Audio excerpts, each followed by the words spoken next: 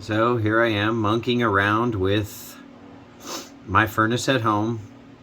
This happens to be a single stage gas heat with the ability for 2 stages of cooling. I only happen to have a single stage condenser.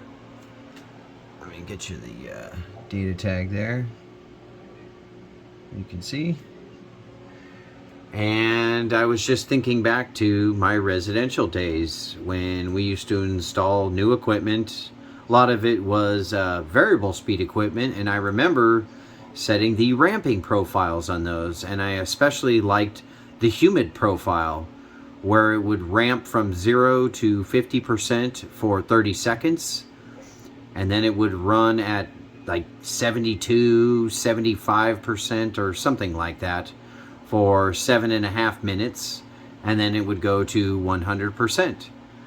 And I knew that was for more latent heat removal. So I started thinking about, like, what can I do to just mess around or monkey around or try and see if I can just make this thing do some stuff other than what it was designed for, and came up with a little idea here. I happen to have a delay on make timer, and I installed that. I wired up from Y1, which you can't see behind all those Wago type connectors, went into terminal 3 input. It comes out on terminal 1, and I wired it up to Y2, which is that black wire right there. Well, after I did that, I turned it on, and right there where it says, like, it's supposed to be idle, it looks like 1DL, but it's idle. When I did that, it would automatically go right to high stage cooling. So I'm like, well, crap, what's going on here? Grab my meter, and I was getting 16.67 volts out of terminal 1 right there. Even though the timer was set for 7 to 8 minutes, I was still getting voltage out of that. And it was enough voltage that the board recognized it and would kick it into high stage cooling. So at that point, it was kind of pointless to have that delay on make timer in. Started thinking about things and like, okay, what can I do? And I'll show you the see right there, we're at number 6. Trickle current bypass resistor, T1 to T3, less than 1,000 ohms. Well, obviously, I'm sure a lot of you know, but lower resistance equals higher current, and I was getting enough to trigger this thing into high stage cooling, even though the timer had not made. Well, with a little bit of quick thinking, it's like, oh, ding ding, here we go. Throw a relay in here. So the way it's wired up now is Y1 comes into terminal 3. And even though I'm getting almost 17 volts coming out of that before the timer has elapsed, this relay right here, which is a 24 volt on the coil, one normally open, one normally closed set of contacts. The 17 volts is not enough to create the magnetic field on the coil and switch the contacts. So now I've come up with something that actually works, even though I'm still bleeding voltage by. It's not enough to make those contacts, which is not enough voltage, or the normally open contacts remain open until the timer elapses. And then once that does elapse, I do get the full 24 volts on the relay coil. And I grabbed 24 from R on the red wire right there. The black wire just goes to Y2. And in essence, I have made myself a little mini ramping profile.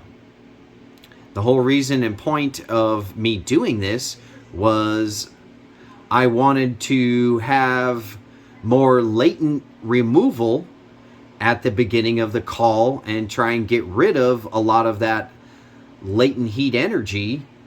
And when the timer expires, you're still getting latent with high stage cooling, but you get more sensible. Again, I'm just trying to take what I've experienced before in like residential equipment and adapt it to something that was never designed for it. And it works. I've tested this thing out, and you'll see that in action. So it just kicked on, and as you can see, I'm in first stage. The speed tap is 4, CP1, and that's looks like TP4, and it is running in low stage. And again, I have a single stage condenser.